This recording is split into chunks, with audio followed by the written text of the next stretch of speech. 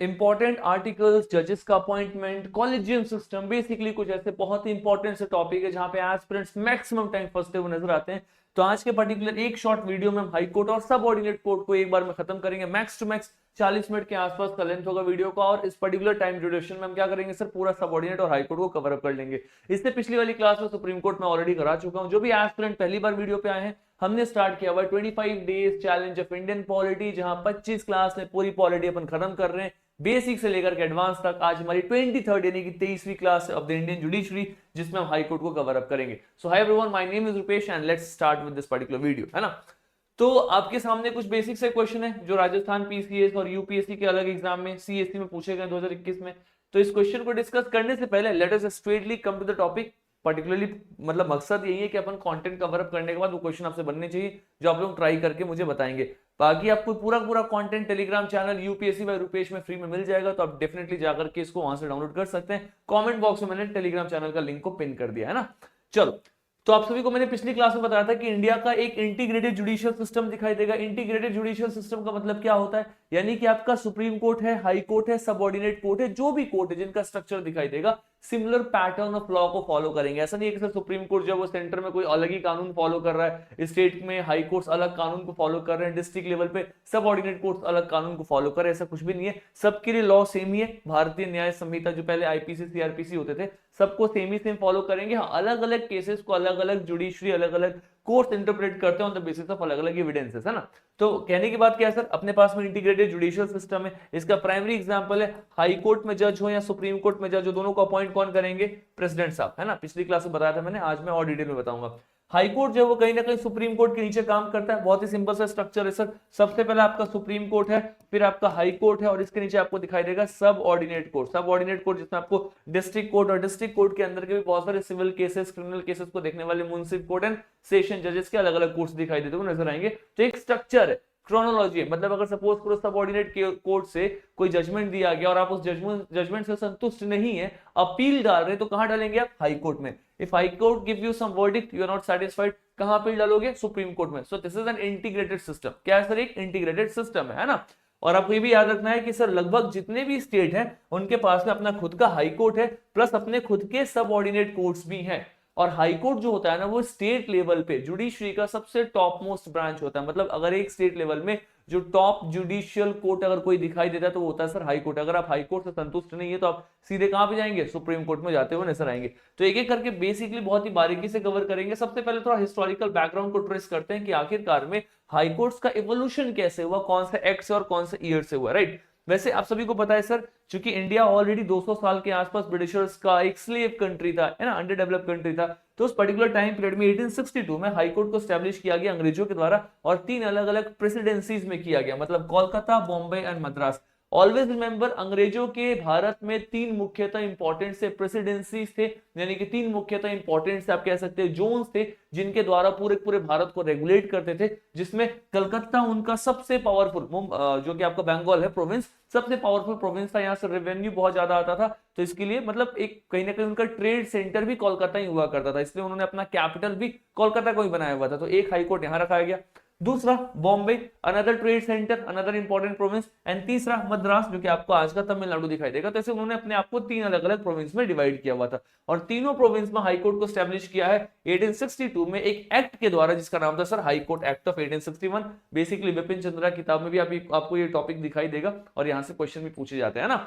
दूसरा सर 1866 में इलाहाबाद में भी हाई कोर्ट को स्टैब्लिश कर दिया गया। इलाहाबाद जो कि आज हम प्रयागराज के नाम से जानते हैं, बहुत ही इंपॉर्टेंट सा सेंटर होता था उस टाइम पीरियड में, वहां पे भी हाई कोर्ट को स्टैब्लिश कर दिया गया। और ऐसा कहा गया क्या बाद में कि हर प्रोविंस में अपने को एक हाई कोर्ट होना चाहिए। जैसे आप आज देखो लगभग हर स्टेट के पास अपना एक हाई कोर्ट है, वैसा प्रोविंस में एक हाई कोर्ट बना दिया गया, ताकि उस पर्टिकुलर प्रोविंस से आए हुए जितने भी केसेस है उसको अगर शॉर्ट करना है तो लोअर जुडिशरी से लेकर के हाई कोर्ट तक आते आते मैक्सिमम चीजें रिजॉल्व हो जाए। सुप्रीम कोर्ट में रेयरेस्ट ऑफ द रेयरेस्ट चीजें जाते हुए नजर है ना। 1950 के बाद में आपको प्रोविंशियल हाई कोर्ट जो है वो कहीं ना कहीं स्टेट के हाई कोर्ट बनते हुए नजर आते हैं। जैसे आज आप स्टेट में देख रहे हो ना, अलग अलग स्टेट्स के अलग अलग हाई कोर्ट, उस तरीके से उनका वहां पे इवोल्यूशन दिखाई देता है। अब अगर हम संवैधानिक रूप से देखिए कॉन्स्टिट्यूशन प्रोविजन क्या बोलता है, तो मैं आपको पिछली क्लास में बता चुका हूं कि जो पार्ट 5 ऑफ इंडियन कॉन्स्टिट्यूशन था, जिसमें आपको सुप्रीम कोर्ट दिख रहा था, तो मैंने आपको क्या बताया था कि सर जो पार्ट 5 ऑफ इंडियन कॉन्स्टिट्यूशन है उसमें आपको सुप्रीम कोर्ट के साथ यूनियन एग्जीक्यूटिव्स भी दिखाई देते हैं, मतलब यूनियन वाली सारी चीजें आपको पार्ट 5 में दिखाई देंगी, चाहे वो यूनियन का एग्जीक्यूटिव हो या फिर आपका सुप्रीम कोर्ट हो,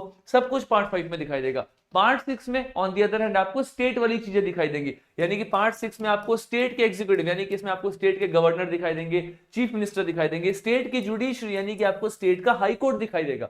so part 5 is more about union, part 6 is more about state. बाकी मैंने आपको सारे इंपॉर्टेंट से पार्ट्स एंड शेड्यूल सब कुछ कराए हुए और हम पार्ट 1 से कवर अप करते हुए चलते हुए नजर आ रहे हैं। ठीक है, पिछली क्लास में मैंने आपको पार्ट 5 के बारे में बताया था जब मैं सुप्रीम कोर्ट पढ़ा रहा था। आज हम कवर कर रहे हैं सर पार्ट 6, जिसमें आपको स्टेट एग्जीक्यूटिव के साथ में स्टेट वाली चीजें यानी कि हाई कोर्ट भी पार्ट 6 में नजर आता हुआ दिखाई देगा। आर्टिकल थोड़ा सा ध्यान में रखना है, ऐसा नहीं है कि रट्टा मार करके रखना, आर्टिकल किसी को याद नहीं होते, बट अप्रोक्सीमेटली 212-13 के आसपास में आपको ध्यान रखना है कि इसके आसपास में हाई कोर्ट स्टार्ट हो जाता है। सो 214 से लेकर के 231 फ्रॉम 214 टू 231 ये सारे आर्टिकल्स आपके किसके, हाई कोर्ट के, यानी कि हाई कोर्ट कैसे ऑर्गेनाइज होगा, क्या पावर होगा, हाई कोर्ट किस तरीके से इंडिपेंडेंट काम करेगा, हाई कोर्ट के पास क्या जुरिस्डिक्शन है, कितने टेरिटरी तक उसके जजमेंट वर्डिक्ट का मतलब काम करेंगे, बेसिकली सभी चीज आपको इसमें दिखाई देगा। प्लस हम ये भी देखते हैं कि आप प्रीसाइजली आपके कॉन्स्टिट्यूशन में क्या बताया था, उसमें बताया गया था कि हर एक हाई कोर्ट होने चाहिए हर स्टेट में, लेकिन इसमें एक सुधार किया गया, मतलब आपके संविधान में लिखा हुआ था सर कि हमारे को क्या करना चाहिए, there should be one high court in all the state, हर स्टेट के पास में एक हाई कोर्ट होना चाहिए। लेकिन इसमें हमने 7वां संशोधन from the 7th amendment of 1956 हमने इसमें एक रिफॉर्मेशन, एक अमेंडमेंट किया, एक सुधार किया, संशोधन किया। वो अमेंडमेंट क्या था, उसमें यह बोला गया कि जैसे पहले हर स्टेट का एक हाई कोर्ट होता था, तो अब जरूरी नहीं है, इट इज नॉट मैंडेटरी कि हर स्टेट का एक हाई कोर्ट हो। रेदर देन दैट ऐसा कह दिया गया कि अगर यहाँ पे 2 स्टेट हो या 2 से ज्यादा स्टेट हो तो भी इसका एक कॉमन हाई कोर्ट होगा। क्या होगा, they will be a common high court for more than 2 states. अगर 2 से ज्यादा स्टेट्स है तो एक कॉमन हाई कोर्ट हो सकता है। इसको 7th अमेंडमेंट से ऐड कर दिया गया था। और इसी अमेंडमेंट से ये भी बताया गया कि सर अगर सपोज करो 2 से ज्यादा स्टेट्स है तो इनके कॉमन गवर्नर भी हो सकते हैं, जरूरी नहीं है कि आपके पास में हर स्टेट के मतलब एक गवर्नर होने चाहिए, ऐसा प्रोविजन था कि प्रिसाइजली हर स्टेट के गवर्नर होना चाहिए, लेकिन 7th अमेंडमेंट में ऐड कर दिया गया कि अगर 2 से ज्यादा स्टेट्स है तो उनके कॉमन गवर्नर भी हो सकते हैं, 2 से ज्यादा स्टेट है तो सर उनके कॉमन हाई कोर्ट्स भी होते हुए नजर आएंगे, एज सिंपल एज दैट।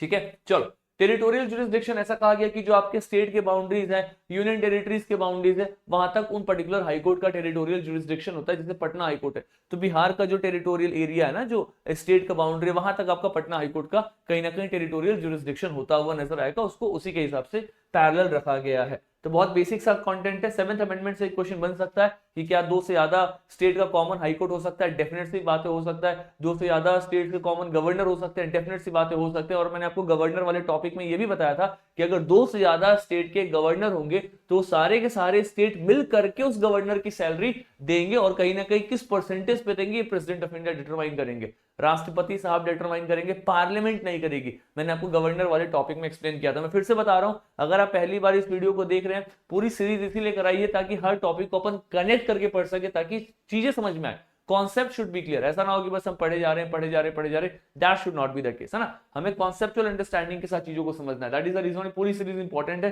पहली बार आए हो तो जाकर के प्लेलिस्ट में देखो और सारी वीडियोस को 1.5x पे लगा के फटाफट खत्म करो और कंटेंट जितनी बार हो सके उतना रिवाइज करो। इसके बाद आपको कोई किताब नहीं उठाना, you are almost done for the exam. अभी कुछ दिन पहले, आई थिंक 10 दिन पहले बिहार पीसीएस एग्जाम हुआ था, सारे क्वेश्चन अपने सीरीज से लग रहे थे, मैंने एक वीडियो भी अपलोड किया था, है ना। तो सारे क्वेश्चंस लगेंगे यूपीएससी स्टेट पीसीएस, प्रोवाइडेड आपने इसको 3 बार एटलीस्ट रिवाइज किया कंटेंट, जो कि आपको कहां मिल जाएगा sir. So Telegram channel is UPSC by Rupesh. चलो वापस से आते हैं कंटेंट पे। सर लिखा हुआ प्रेजेंट सिनेरियो, आज के टाइम पीरियड में कितने हाई कोर्ट है। आपको पता है सर आज के टाइम पीरियड में 28 स्टेट है, लेकिन आपके पास में 25 हाई कोर्ट है।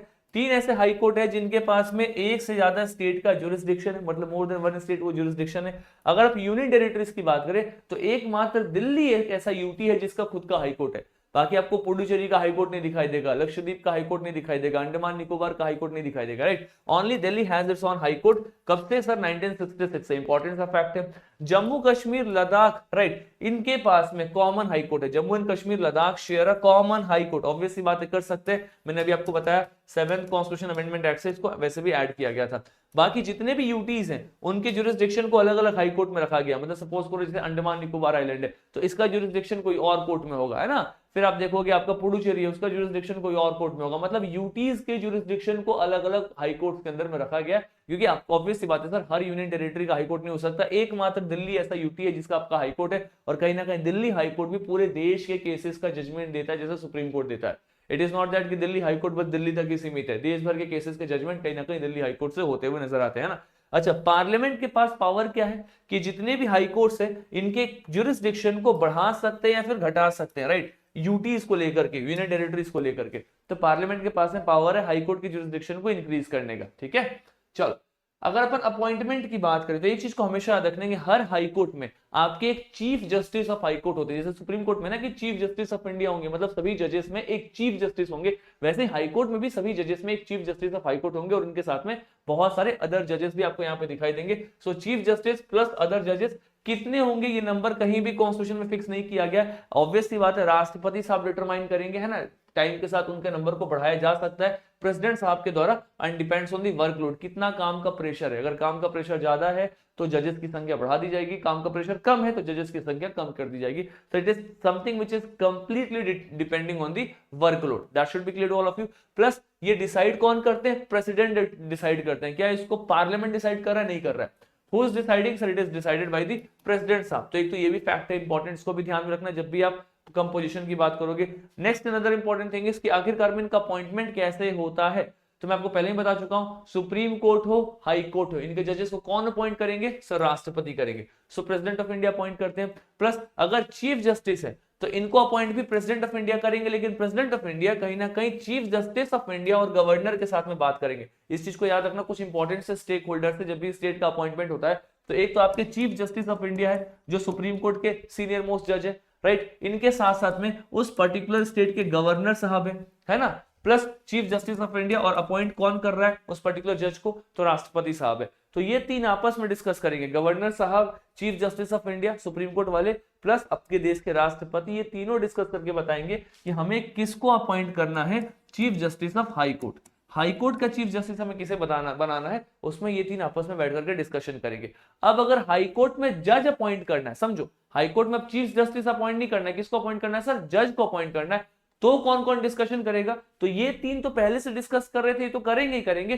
साथ में एक और आदमी को आप डिस्कस करोगे, इंक्लूड करोगे इस डिस्कशन में, वो है आपके हाई कोर्ट के चीफ जस्टिस। उनसे भी पूछा जाएगा कि बताइए आपके हाई कोर्ट में इनको हम जज बनाना चाह रहे हैं, क्या ये सही है, राइट, मतलब पूरा फुल फ्लेजेड डिस्कशन होगा। तो उसमें ये सारे के सारे चारों स्टेक होल्डर्स आपस में बैठकर डिस्कशन करेंगे, और फिर जाकर के हाई कोर्ट में किसी को एज ए जज अपॉइंट किया जाएगा, ठीक है। लेकिन अगर चीफ जस्टिस की बात हो रही है तो सिर्फ इनको हटा दोगे, सिर्फ ये लोग आपस में डिसाइड करते हुए नजर आएंगे, एज सिंपल एज दैट। तो ऐसे फैक्ट्स को गलती नहीं करना है ना। तो अदर जजेस में कंसल्टेशन होगा सीजीआई का, गवर्नर का, chief justice of high court का, इन सभी का एक साथ में कंसल्ट किया जाएगा, है ना। कॉमन हाई कोर्ट के लिए जितने भी गवर्नर्स है अलग अलग स्टेट के, उन सभी से कंसल्ट किया जाएगा। अगर कुछ अलग अलग स्टेट्स का एक कॉमन हाई कोर्ट बना रहे हैं और उसमें अगर आपको गवर्नर अपॉइंट करना है, तो मतलब सॉरी जज अपॉइंट करना है, तो जितने गवर्नर है, जितने भी कॉमन स्टेट के गवर्नर है, उन सबसे बात करेंगे। फॉर एग्जांपल सपोज करो अब 3 स्टेट है, अब इन 3 स्टेट के लिए अपने को एक हाई कोर्ट बनाया गया है, और उस हाई कोर्ट में अपने को एक जज अपॉइंट करना है, तो तीनों स्टेट के तीनों गवर्नर से पूछा जाएगा कि बताओ ये जज अपॉइंट करने योग्य है या नहीं है, एज सिंपल एज दैट, ठीक है। सर जुडिशियल रूलिंग, ऐसा कहा गया कि बेसिकली ये जजेस को अपॉइंट कैसे किया जाए, क्या प्रोसेस होना चाहिए, मैंने आपको इसके बारे में पहले बताया हुआ था। एक होता है कॉलेजियम सिस्टम और एक होता है NJAC, national judicial appointment committee. Collegium system मतलब एक ऐसा सिस्टम जो जुडिशरी यानी कि जो जजेस है वो आपस में डिसाइड करते हैं कि हमें किसको जज अपॉइंट करना है, मतलब इंडिपेंडेंट है जुडिशरी अपने हिसाब से अपने अपॉइंटमेंट्स को लेकर के, वो है आपका कॉलेजियम सिस्टम। तो अगर आप देखो तो ऐसा पहले बार कहा गया, जो सेकंड जज केस आया था उसमें कहा गया था कि जिसको भी आप अपॉइंट करोगे चीफ जस्टिस ऑफ इंडिया से परमिशन लेकर के उनको आप जज ऑफ हाई कोर्ट अपॉइंट करेंगे। फिर एक जजमेंट आया, थर्ड जजमेंट केस, इसने कहा गया कि चीफ जस्टिस ऑफ इंडिया को एक कॉलेजियम से, मतलब एक जजेस के ग्रुप से बात करना चाहिए जिसमें at least 200 senior most supreme court के जज हो। ये लोग आपस में बैठ करके डिसाइड करेंगे कि हमें किसको अपॉइंट करना है जज ऑफ हाई कोर्ट। बाद में बोला गया कि सुनो एक काम करो, ये सारा कॉलेजियम हटाओ, अब गवर्नमेंट से आपको कहीं ना कहीं परमिशन लेना पड़ेगा। गवर्नमेंट एक बॉडी बनाएगी, उसका नाम है नेशनल जुडिशियल अपॉइंटमेंट कमेटी। अब जैसे एक गवर्नमेंट की बॉडी आ जाएगी तो कहीं ना कहीं जो इंडिपेंडेंस है जुडिशरी का, कि जुडिशरी अपने हिसाब से अपने जजेस को अपॉइंट कर सकती है, वो तो खत्म हो गया। क्योंकि सर आपने किसको ऐड कर दिया, सरकार के एक बॉडी को ऐड कर दिया। जैसे अपने गवर्नमेंट ऑर्गेनाइजेशन को ऐड किया तो हो सकता है गवर्नमेंट ऐसे जजेस का नाम प्रेफर करे जो कहीं ना कहीं गवर्नमेंट से मिलते जुलते विचारधारा के लोग हो। गवर्नमेंट के अगेंस्ट डिसीजन ना ले। तो कहीं ना कहीं यहाँ पे जुडिशरी के ऊपर में क्वेश्चन मार्क आ रहा था कि क्या हमें गवर्नमेंट का एडवाइस लेना चाहिए जजेस को अपॉइंट करने में। तो फिर बोला गया कि नहीं, एनजेएससी को स्टक डाउन करिए और फिर से कॉलेजियम सिस्टम को रीस्टोर कर दिया गया। तो यही है कॉलेजियम सिस्टम, जिसमें मैंने आपको बताया कि बहुत सारे जजेस एक साथ बैठते हैं, है ना, और वो आपस में डिसाइड करते हैं कि किसको अपने को अभी जज ऑफ हाई कोर्ट अपॉइंट करना चाहिए। तो अगर मैं क्वालिफिकेशन की बात करूं, अब मैं पिछली क्लास में बता चुका हूं, qualification something which is bare minimum. For example IAS बनने के लिए 21 साल एज और आप ग्रेजुएट होने चाहिए। लेकिन 21 साल की उम्र और ग्रेजुएट इस देश में बहुत लोग हैं, क्या सब लोग आईएएस नहीं है? वैसे आपको पता चलेगा सर क्वालिफिकेशन जो जजेस के लिए होती है वो बहुत लोग क्वालिफाइड है, बहुत ज्यादा लोग क्वालिफाइड है। बहुत सारे जज आपको दिखाई देंगे या फिर आपको बहुत सारे लॉयर्स दिखाई देंगे जो इनके पैरामीटर्स पे खड़े हो रहे होंगे, लेकिन ट्रस्ट मी, जज बनने के लिए इन पैरामीटर से ऊपर उठ करके आपको अपने काम और इनिशिएटिव्स को भी दिखाना पड़ेगा। So that's a complete different stuff. लेकिन बेयर मिनिमम क्वालिफिकेशन क्या है? तो सर बेयर मिनिमम है कि एक तो आप देश के नागरिक हो, citizen of nation, that is one thing. दूसरा कि आप जुडिशियल ऑफिस को एटलीस्ट 10 साल तक आपने काम किया हो, जुडिशियल ऑफिस में एटलीस्ट आपने सर 10 साल तक काम किया हो। तीसरा, आप एडवोकेट ऑफ हाई कोर्ट के रूप में एटलीस्ट 10 साल तक काम करते हुए नजर आने चाहिए। एटलीस्ट ये सारे के सारे पैरामीटर्स आपके फुलफिल होने चाहिए if you really want to become a जज ऑफ हाई कोर्ट, अगर आप हाई कोर्ट के जज बनना चाह रहे हैं तो। और क्या बताया गया सर? कोई भी मिनिमम एज इसके लिए प्रिस्क्राइब नहीं किया गया, there is no minimum age prescribe from the same. मतलब हाई कोर्ट के जज बनने के लिए कोई भी मिनिमम एज यहाँ पे नहीं बताया गया। अच्छा, सुप्रीम कोर्ट की तरह there is no provision for appointment of distinguished jurist, इसको याद रखना। सुप्रीम कोर्ट में एक प्रोविजन मैंने आपको बताया था कि जिसको राष्ट्रपति साहब बोलेंगे ना कि ये बहुत ही डिस्टिंग्विश्ड ज्यूरिस्ट है, मतलब बहुत ही अच्छे पढ़े लिखे लोग हैं इनके पास बहुत तगड़ी लॉ की पकड़ है, डिस्टिंग्विश्ड ज्यूरिस्ट है, इनको अपॉइंट कर दिया जाए एज ए जज ऑफ सुप्रीम कोर्ट, तो किया जा सकता था। लेकिन हाई कोर्ट में ऐसा कोई प्रोविजन नहीं है कि आपके प्रेसिडेंट साहब आकर के बता दें कि बहुत ही कमाल के इंसान है, लॉ की बहुत अच्छी पकड़ है, तो इनको अपॉइंट कर दिया जाए, ऐसा कोई प्रोविजन स्पेशली हाई कोर्ट में, लेकिन सुप्रीम कोर्ट में प्रोविजन था, है ना, इसको मैंने वहां पे आपको पढ़ाया हुआ है। जजेस का ओथ को लेकर के कुछ भी नहीं है सर, ओथ तो ऑब्वियस सी बात है गवर्नर साहब गवर्न कर देंगे, है ना, और गवर्नर करा सकते हो या फिर गवर्नर के द्वारा अपॉइंट किया गया कोई भी ऐसा इंसान जिसको गवर्नर अपॉइंट कर रहे हैं वो भी जजेस का ओथ करा सकता है। ओथ में कुछ भी नहीं है ना, आप संविधान के लिए बहुत ही फेथफुल होंगे, आप अपने काम को बहुत ही अच्छे तरीके से करेंगे, देश की सॉवरेनिटी और इंटीग्रिटी मतलब देश की अखंडता, प्रभुता, संप्रभुता उसको मेंटेन करके रखेंगे, है ना। आप अपने ड्यूटीज को बिना किसी फियर, बिना किसी फेवर, बिना किसी डर के, बिना किसी को फेवर किए बहुत ही न्यूट्रल होकर के आप अपना काम करेंगे और आप कहीं ना कहीं संविधान और कानून को अपहोल्ड करेंगे, हर जगह पे कोशिश करेंगे कि संवैधानिक प्रिंसिपल के हिसाब से कानून चलता रहे, और यही एक जज का काम है। तो बेसिकली ये ओथ है ना, गवर्नर दिलाते हैं। सैलरीज की बात की जाए सर, बहुत ही कमाल का है, पार्लियामेंट डिसाइड करता है, decided by parliament, parliament decide करेगा, है ना। और प्लस अगर किसी को एक जज अपॉइंट कर दिया गया हाई कोर्ट का, तो हमेशा याद रखना उसके अपॉइंट होने के बाद में उसकी सैलरी कभी भी घटाई नहीं जा सकती। The terms and condition can not be disadvantaged. अगर किसी को भी आप जज अपॉइंट कर रहे हो तो जज अपॉइंट करने के बाद जिस टर्म पे आपने उनको जज अपॉइंट किया था उसको आप कभी कम नहीं कर सकते।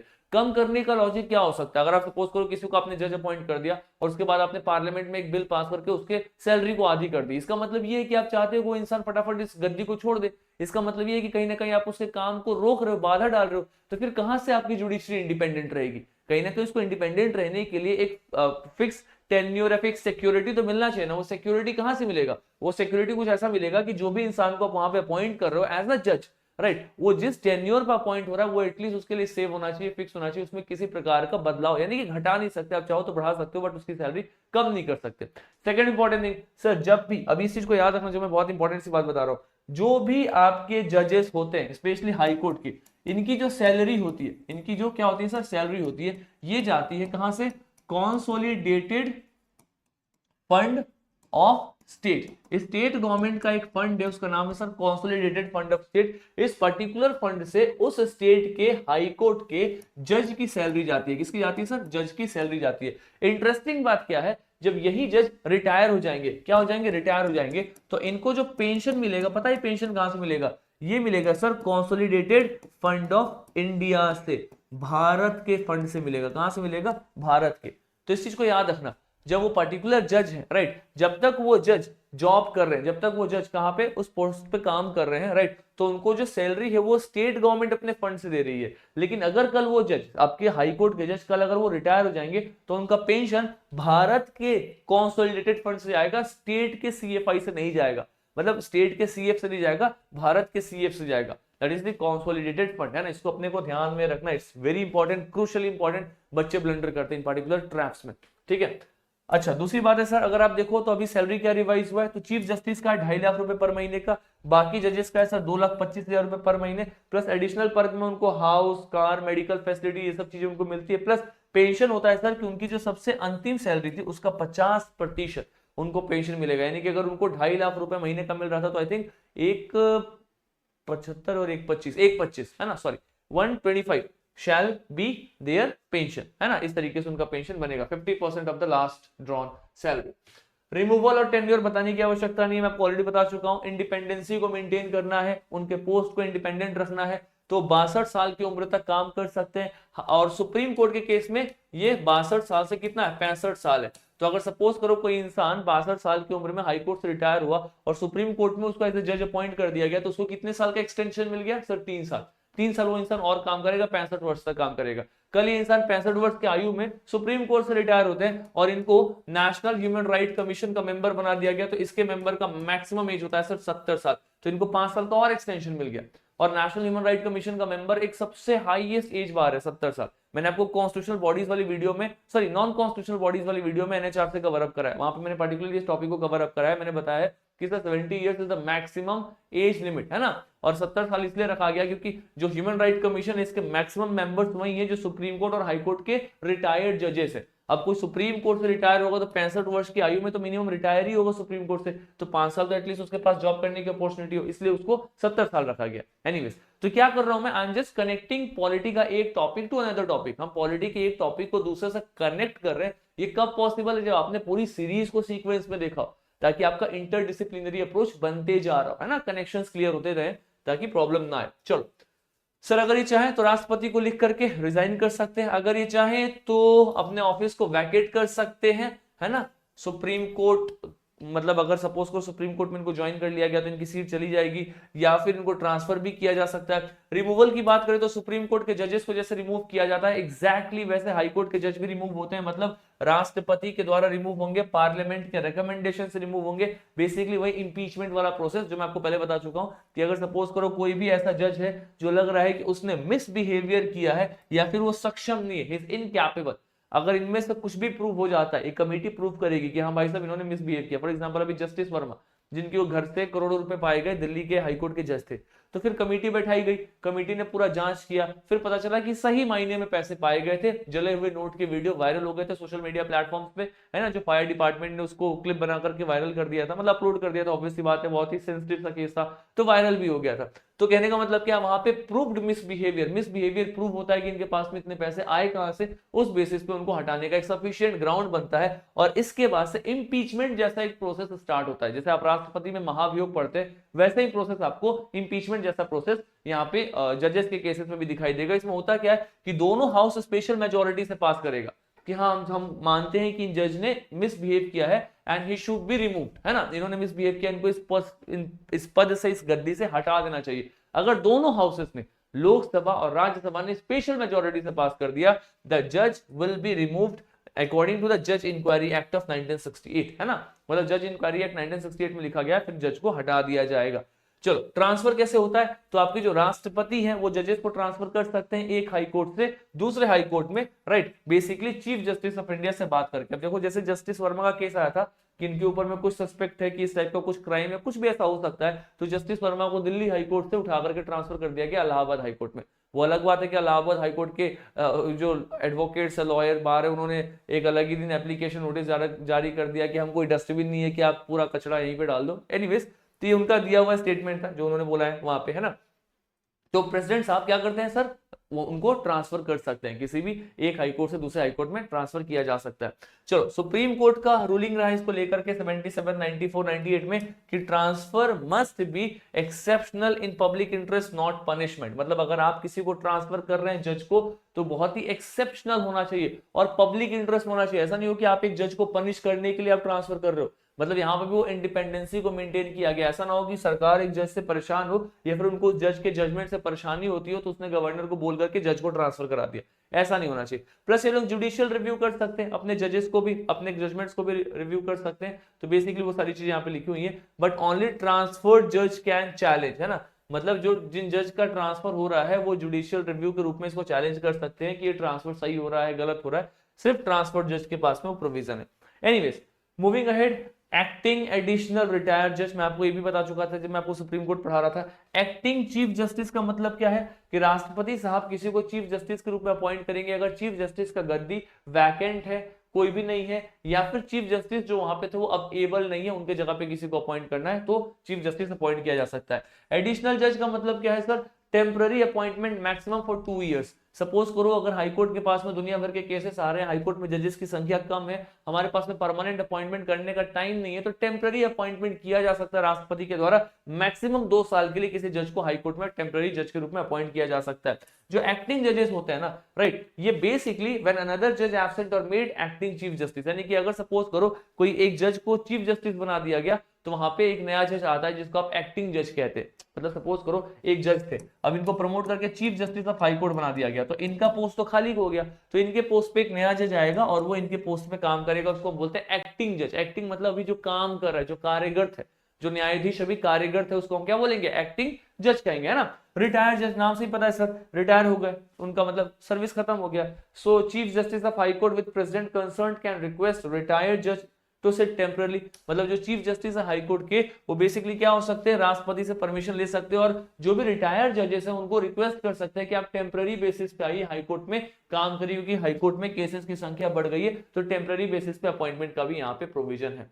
अच्छा, अगर अपन इंडिपेंडेंसी ऑफ हाई कोर्ट की बात करें तो मुझे नहीं लगता कि ये सब बताने की आवश्यकता है, मैं आपको ऑलरेडी सारी चीज एक्सप्लेन कर चुका हूं कि किस तरीके से आपका हाई कोर्ट के पास में बहुत सारे पावर्स है, इंडिपेंडेंट है बेसिकली काम करने में। तो मैंने आपको बताया था सर मोड ऑफ अपॉइंटमेंट किस तरीके से अपॉइंट हो रहा है, तो पूरा पूरा कॉलेजियम सिस्टम है, राइट, जिसमें मैंने आपको बताया था कि गवर्नर साहब होंगे, चीफ जस्टिस होंगे हाई कोर्ट के, चीफ जस्टिस ऑफ इंडिया होंगे, राष्ट्रपति होंगे, पूरा कॉलेजियम सिस्टम है ना। प्लस सिक्योरिटी ऑफ टेन्योर, मतलब उनको कभी भी राष्ट्रपति के द्वारा कैसे भी नहीं हटाया जा सकता, जो उनका एज है टर्म में पूरा करेंगे। सुप्रीम कोर्ट वाले 65 साल, हाई कोर्ट वाले 62 साल, तभी वो रिमूव होंगे, that is something very important. इनका सर्विस कंडीशन फिक्स्ड है, क्या लिखा हुआ है? नो डिसएडवांटेज आफ्टर अपॉइंटमेंट, बता चुका हूं, अगर उनको किसी कंडीशन पे अपॉइंट किया गया है तो उसको डिसएडवांटेज नहीं करेंगे, उसी कंडीशन पे वहां पे काम करते हुए नजर आएंगे, उस केस में डिसएडवांटेज नहीं किया जा सकता। Plus expense charge on state CFI, मतलब उनका पेंशन जो है वो यूनियन के कॉन्सोलिडेट फंड से आएगा, लेकिन जो उनकी सैलरी है वो स्टेट के कॉन्सोलिडेट फंड से आएगी। वो जो भी डिसीजन लेंगे उसका कंडक्ट को आप लेजिस्लेचर में डिस्कस नहीं करोगे। मतलब सपोज करो अगर किसी जज ने कोई जजमेंट दिया तो वो जजमेंट सही दिया गलत दिया ऐसा कुछ भी पार्लियामेंट में या स्टेट के लेजिस्लेटिव असेंबली में डिस्कस नहीं कर सकते, क्योंकि जज पूरे तरीके से फ्री है अपने जजमेंट्स को देने के लिए। उसके दिए गए जजमेंट्स को अगर आप पार्लियामेंट में डिस्कस करने लगोगे, इसका मतलब क्या है कि अब पार्लियामेंट जो है वो जुडिशरी के फंक्शन में इंटरफीन कर रहा है। पार्लियामेंट मतलब आपका जो लेजिस्लेचर है वो किसमें आ रहा है? जुडिशरी में आ रहा है, जो कि गलत है। There is a separation of power, आपका एग्जीक्यूटिव, लेजिस्लेटिव, जुडिशरी सबके अलग अलग पावर से आप एक दूसरे में घुस नहीं सकते। हाँ, अगर सपोज करो उनको हटाना है, अब इंपीचमेंट जैसा कोई प्रोसेस है तो ही आप बस डिस्कस करोगे, जनरली आप उनकी बात को डिस्कस नहीं करोगे। प्लस सर अगर कोई भी जज रिटायर हो गए तो रिटायर होने के बाद ऐसा नहीं कि अब गली मोहल्ले में जाकर के लोगों के इश्यूज को सॉल्व कर रहे हैं, वहां पे जजमेंट दे रहे हैं, कुछ भी नहीं करेंगे। He is ban from any employment, किसी भी प्रकार की उनको नौकरी नहीं मिलेगी अगर वो जज के पद से रिटायर हो रहे हैं। इसके पीछे भी रीजन है, हो सकता है सर कि आप रिटायर होने के बाद आपको जो सरकार है वो किसी बड़े पद पे बैठा दे, आपको किसी बड़े पीएसयू का डायरेक्टर बना दे, लेकिन इसके बदले हो सकता है गवर्नमेंट या फिर कोई भी हो सकता है आपको बोले कि आप हमारे फेवर में जजमेंट दो, तो कहीं ना कहीं उस पद के साथ तो फिर वो सही नहीं हुआ ना। तो इसलिए यहाँ पे एक कंडीशन डाला गया हुआ है कि कोई भी अपॉइंट होते हैं जज, है ना, और अगर वो रिटायर होगा तो रिटायर होने के बाद में भाई साहब वो कहीं भी काम नहीं करेंगे, प्राइवेट में कहीं भी काम करें, गवर्नमेंट सेक्टर में काम नहीं करेंगे। फिर वो अपने कॉन्टेम्प्ट के अगेंस्ट पनिश कर सकते हैं, अपने स्टाफ को अपॉइंट कर सकते हैं, उनका जो जुरिस्डिक्शन है वो पार्लियामेंट खत्म नहीं कर सकता। मतलब जो आपके हाईकोर्ट के जजेस हैं उनके पावर को पार्लियामेंट कम नहीं कर सकता, बढ़ा सकता है। कम करने का मतलब ये हो सकता है ना कि आप उसको डिसएडवांटेज कर रहे हो, तो पहले लिखा हुआ है कि डिसएडवांटेज किसी प्रकार से सही नहीं है। तो देखो सारे पॉइंट्स इंटरकनेक्टेड है, सब कुछ पढ़ाया हुआ है ना। और ऐसा चीज है कि सर आप इसको आराम से बैठोगे ना तो अटेम्प्ट करोगे, क्वेश्चन तो लगेंगे। देखो क्या लिखा हुआ है यहाँ पे, हाई कोर्ट को अपन क्या बोलते हैं? Highest court of appeal at the state level. State level का तो सबसे हाईएस्ट कोर्ट है, क्योंकि अगर लोअर जुडिशरी से केस ऊपर जाएगा तो किसके पास जाएगा? हाई कोर्ट के पास में जाएगा। प्लस सर हाई कोर्ट का क्या काम है? फंडामेंटल राइट को प्रोटेक्ट कर रहा है, कॉन्स्टिट्यूशन को इंटरप्रेट कर रहा है, कहीं ना कहीं सुपरवाइज और कंसल्टेटिव काम है। अगर गवर्नर साहब को कोई आपसे कंसल्ट करना है कोई चीज तो गवर्नर साहब कर सकते हैं ना। कॉन्स्टिट्यूशन ने कहीं पे भी डिटेल प्रोविजन नहीं बताया हुआ है, यानी कि जो पूरा का पूरा पावर है वो कहीं ना कहीं हाईकोर्ट के पास में अलग अलग प्रोविजन से आता हुआ नजर आएगा। तो इससे पता चलेगा कि हाईकोर्ट कितना इंपॉर्टेंट सा एक कोर्ट है। अब अगर आप जुरिस्डिक्शन की बात करो तो सबसे पहला आता है sir original jurisdiction. Original jurisdiction मैंने आपको हाईकोर्ट के केस में बताया था। ओरिजिनल जुरिस्डिक्शन का मतलब क्या होता है, सुप्रीम कोर्ट में मैंने पिछली क्लास में बताया था। ओरिजिनल जुरिस्डिक्शन का मतलब होता है कि सर सपोज करो कोई भी ऐसा केस है जिस केस को हैंडल करने के लिए बस वही कोर्ट सक्षम है, इसका मतलब है कि सर उसी कोर्ट के पास में ओरिजिनल जुरिस्डिक्शन है वैसे केसेस को हैंडल करने के लिए, that is called the original jurisdiction. तो अगर आप देखो सुप्रीम कोर्ट में क्या था ओरिजिनल जुरिस्डिक्शन, मैंने बताया था कि अगर सपोज करो दो स्टेट के बीच में कन्फ्लिक्ट हो गया, स्टेट और सेंटर के बीच में कन्फ्लिक्ट हो गया, तो ऐसे सारे कन्फ्लिक्ट सुप्रीम कोर्ट के पास में जाते हैं। ये सुप्रीम कोर्ट का ओरिजिनल जुरिस्डिक्शन था। वैसे ही हाई कोर्ट का ओरिजिनल जुरिस्डिक्शन क्या है, तो सर इसका ओरिजिनल जुरिस्डिक्शन है कि अगर सपोज करो इलेक्शन से संबंधित डिस्प्यूट हुआ, किसके इलेक्शन से संबंधित, तो एमपी का इलेक्शन हुआ, एमएलए का इलेक्शन हुआ, इनके इलेक्शन से संबंधित कोई भी डिस्प्यूट हुआ वो हाई कोर्ट में जाएगा। जो पर्टिकुलर स्टेट के एमपी और एमएलए है उस पर्टिकुलर स्टेट के हाई कोर्ट में जाएगा। बस वही हाई कोर्ट उस मुद्दे को देख सकता है और कोई हाई कोर्ट नहीं देखेगा, कोई सबऑर्डिनेट कोर्ट नहीं देखेगा। और सुप्रीम कोर्ट तो खैर बाद की बात है, आपको अगर जजमेंट सही नहीं लगा तो सुप्रीम कोर्ट, अदरवाइज पूरा पूरा पावर किसके पास है, हाई कोर्ट के पास है। इसलिए इसको बोलते हैं ओरिजिनल जुरिस्डिक्शन, मतलब कुछ ऐसे मैटर जिसमें सिर्फ और सिर्फ हाई कोर्ट ही जजमेंट दे सकता है, that's called the original jurisdiction. I think this should be very clear to all of you, है ना। फिर आपको दिखाई देगा sir revenue matter and the actions in revenue collection, revenue से संबंधित जो भी इशू है, फंडामेंटल राइट से संबंधित जो भी इशू है, ऐसे ही जो भी आपको यहाँ पे इशू दिखाई दे रहा है ना, इन सभी इशू को लेकर के आपके हाई कोर्ट के पास में क्या है सर, ओरिजिनल जुरिस्डिक्शन है। इसको आराम से रीड करना, कोई भी दिक्कत नहीं है, आपको कंटेंट बहुत ही सिंपल लैंग्वेज में लिखा हुआ है और आपको यूपीएससी बाय रूपीएस टेलीग्राम चैनल पे पीडीएफ मिल जाएगा। Just go download and revise it beautifully, आराम से, कोई लोड नहीं है। कहीं पे कोई डाउट हो तो आप कमेंट बॉक्स में डाल देना, the team will reward definitely, I reply all the comments personally, I will reply it, so don't worry about it, है ना। सर रिट जुरिस्डिक्शन मैंने आपको फंडामेंटल राइट वाले चैप्टर में टॉपिक पढ़ाया था, यहाँ पे बहुत डिटेल में एक्सप्लेन नहीं करूंगा because I have already explain this particular stuff. Writ मतलब क्या होता है, रिट का मतलब होता है सर लीगल ऑर्डर, मतलब अगर आपके फंडामेंटल राइट्स, मौलिक अधिकारों का हनन हुआ है, फंडामेंटल राइट्स का वायलेशन हुआ है, तो उस फंडामेंटल राइट को रीस्टोर करने के लिए सुप्रीम कोर्ट और हाई कोर्ट दोनों रिट्स जारी कर सकते हैं, मतलब लीगल ऑर्डर जारी कर सकते हैं ताकि आपके फंडामेंटल राइट को रीस्टोर किया जा सके। अब अगर आप देखो हाई कोर्ट के केस में, तो high court basically writ jurisdiction article 226 के द्वारा अप्लाई करता है और supreme court writ jurisdiction article 32 के द्वारा डालता हुआ नजर आता है। डिफरेंस ये है कि सुप्रीम कोर्ट के पास में कंपलसरी है कि अगर किसी का भी फंडामेंटल राइट वायलेट हुआ है तो सुप्रीम कोर्ट को उसको रीस्टोर करना है, क्योंकि आर्टिकल 32 भी फंडामेंटल राइट का पार्ट है, लेकिन आर्टिकल 226 फंडामेंटल राइट का पार्ट नहीं है। यानी कि हाई कोर्ट के ऊपर में कंपलसरी प्रोविजन नहीं है कि भैया मौलिक अधिकार हो, यानी कि फंडामेंटल राइट का वायलेशन हो रहा है तो आप इसको ठीक करो। हाई कोर्ट चाहे तो कर सकता है, चाहे तो बोल सकता है कि अभी मैं दूसरे केसेस में इंगेज्ड हूं, अभी मैं इस केस को डिनाई कर रहा हूं, मैं बाद में देखूंगा। तो हाईकोर्ट के पास एक प्रोविजन है कि फंडामेंटल राइट से वायलेटेड केसेस को थोड़े टाइम के लिए होल्ड कर दे, रोक दे, क्योंकि कहीं और इंगेजमेंट है। सुप्रीम कोर्ट के पास नहीं है, क्योंकि सुप्रीम कोर्ट के लिए आर्टिकल 32 में मेंशन किया गया और आर्टिकल 32 खुद एक फंडामेंटल राइट है। अगर सुप्रीम कोर्ट आपके फंडामेंटल राइट्स के वायलेशन को मना करेगा तो फिर से एक फंडामेंटल राइट का वायलेशन हो गया। क्यों? क्योंकि आर्टिकल 32 खुद फंडामेंटल राइट है और वो बोलता है कि सुप्रीम कोर्ट कभी मना नहीं कर सकता किसी का फंडामेंटल राइट से वायलेटेड केस है, उसको हैंडल करना ही है। The supreme court has to restore the fundamental right of that particular entity. तो इसलिए आर्टिकल 32 बहुत इंपॉर्टेंट है सुप्रीम कोर्ट के केस में, 226 बहुत इंपॉर्टेंट है हाई कोर्ट के केस में।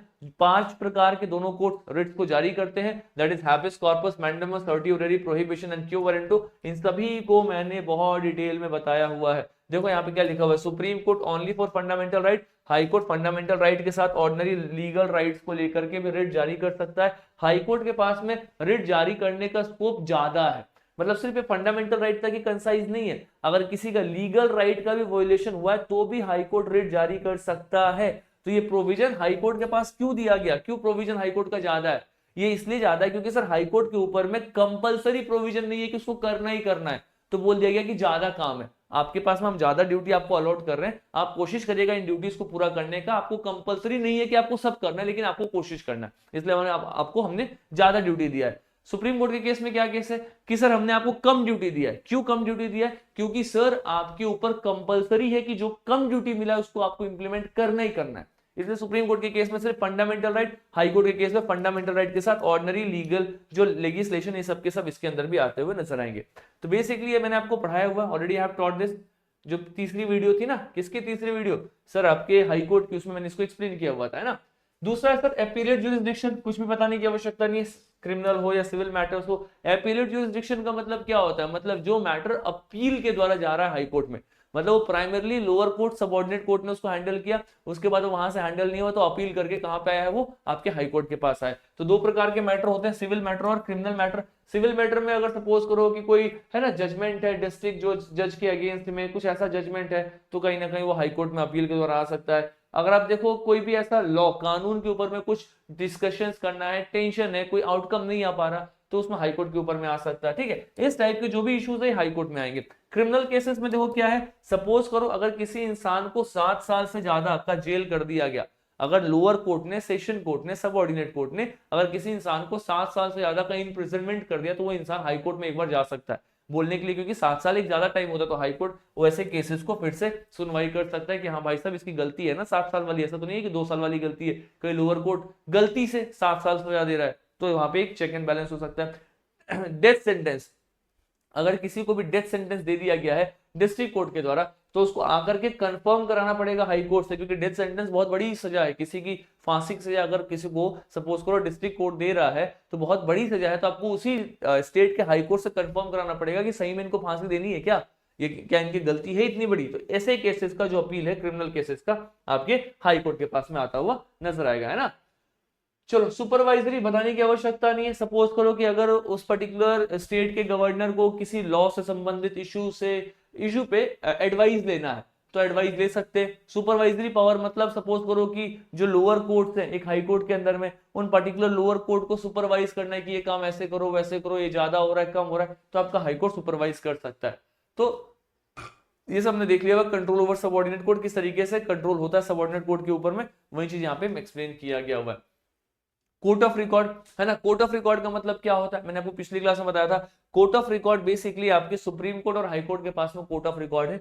कोर्ट ऑफ रिकॉर्ड का मतलब है सर कि आपके सुप्रीम कोर्ट या हाई कोर्ट ने कोई जजमेंट दिया, तो जजमेंट रिकॉर्ड के रूप में रखा जाएगा, उस पर्टिकुलर जजमेंट का इस्तेमाल दूसरे कोर्ट्स, आने वाले कोर्ट्स, है ना, छोटे कोर्ट्स उसका इस्तेमाल कर सकते हैं अपने आने वाले जजमेंट्स को लेकर के। अब सुप्रीम कोर्ट कह दे कि एक क्राइम है एक्स, इस एक्स क्राइम के लिए सजा आपको वाई मिलेगा, तब ये कोर्ट ऑफ रिकॉर्ड हो गया। अब किसी भी कोर्ट में कोई भी ऐसा केस आया जहां पे एक इंसान ने एक्स क्राइम किया है, तो उसको आप वाई सजा दे सकते हैं, क्यों, क्योंकि सुप्रीम कोर्ट ने दे दिया हुआ है, क्यों, क्योंकि हाई कोर्ट ने दे दिया हुआ है। तो हाई कोर्ट सुप्रीम कोर्ट के जजमेंट को रिकॉर्ड किया जाता है, उसको फिर से यूज किया जा सकता है as a base judgment, that's called as the court of record.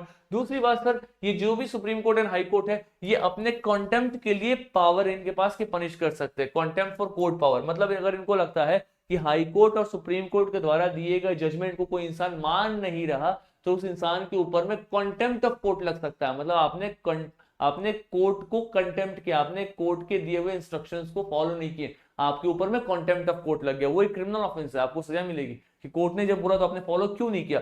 तो ये भी कहीं ना कहीं आपके कोर्ट ऑफ रिकॉर्ड के अंदर में आता है ना। यहां तक कि जो आपके सुप्रीम कोर्ट और हाई कोर्ट है, ये अपने खुद के जजमेंट्स को, है ना, क्या कर सकते हैं, रिव्यू कर सकते हैं, उसको सही कर सकते हैं। ये पूरे तरीके से आपके कॉन्स्टिट्यूशन में मेंशन नहीं, it is not explicitly mentioned in the constitution, but yes they can do it, ये इनके पास में पावर है, ठीक है। इसके बाद आएगा सर सबऑर्डिनेट कोर्ट, जिसमें आपको ट्रिब्यूनल्स और बाकी चीज दिखाई देंगी। तो मैं आपको बहुत ज्यादा डिटेल में एक्सप्लेन नहीं करूंगा, बिकॉज सबऑर्डिनेट कोर्ट बहुत छोटा सा टॉपिक है, इंपॉर्टेंट प्रोविजन डिस्कस कर दूंगा। बाकी tribunals article 323 A and B आपको कंटेंट में मिल जाएगा, आपको बस डाउनलोड करके एक बार रीड करना है, बहुत सिंपल लैंग्वेज में सब कुछ एक्सप्लिसिटली समझ में आएगा। और आप कंटेंट मेरे साथ पढ़ करके ये तो समझ चुके होंगे कि कंटेंट में कहीं पे भी हमने लिटरेचर का इस्तेमाल नहीं किया हुआ, हमने की टर्म्स का इस्तेमाल किया ताकि समझना इजी हो, आपके पास वो बल्कि जो कहानी है ना वो एकदम कम हो जाए, छोटी हो जाए। तो बेसिकली आपको सबऑर्डिनेट कोर्ट थोड़ा हिंट कर देता हूं, बाकी आप इसको आराम से कवर कर सकते हो, कोई दिक्कत नहीं है।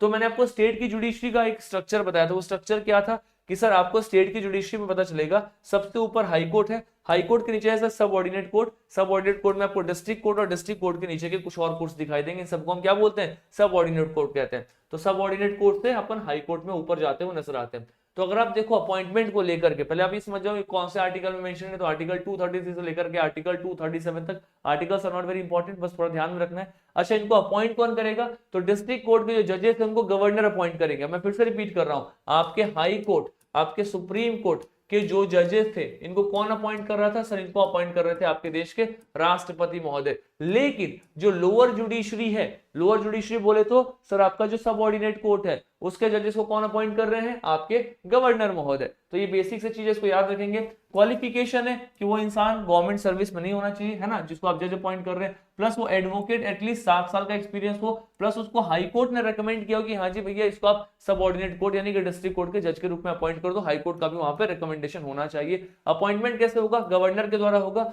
गवर्नर बेसिकली स्टेट के जो पीसीएस है उनसे बात करेंगे और हाई कोर्ट से बात करेंगे, तभी उस इंसान को अपॉइंट किया जाएगा। जो आपका डिस्ट्रिक्ट कोर्ट जो है उसके पास में पावर है कि उसके नीचे जो सबऑर्डिनेट कोर्ट है ना उसको डिस्ट्रिक्ट कोर्ट अपने हिसाब से रेगुलेट कर सकता है। मतलब डिस्ट्रिक्ट कोर्ट के पास पावर है कि उसके नीचे की जो जुडिशरी है, सबऑर्डिनेट कोर्ट है, उसको वो अपने हिसाब से रेगुलेट करे और उस जजमेंट्स को अपने हिसाब से मैनेज करता हुआ नजर आए, है ना।